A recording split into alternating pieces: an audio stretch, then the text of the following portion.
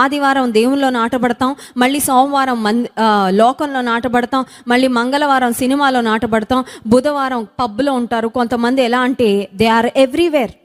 వాళ్ళ జీవితంలో ఒక స్థిరత్వం అనేది ఉండదు. They are not planted, they are not rooted and grounded. అందుకే యేసయ్య అన్నాడు, నా యందు ఉండండి, మీరు జస్ట్ అబైడ్, నాలో ఉంటే చాలు. మీకు కావాల్సిన డైలీ మోటివేషన్, మీకు కావాల్సిన డైలీ స్ట్రెంగ్త్, మీకు కావాల్సిన డైలీ హెల్ప్, గైడెన్స్, ఆలోచన, సహాయము అన్నీ నేను ఇస్తాను. నా యందు మీరు నిలిచి ఉంటే మీరు బహుగా ఫలిస్తారంట. హల్లెలూయా. రాసుకున్నాం. దేవుడు కూడా అదే కోరుకుంటున్నాడు. నిన్ను రక్షించుకుంది ఏదో నువ్వు మనం గాలికి తిరగాలని, లోకంలో తిరగాలని ఆయన ఉద్దేశం కాదు.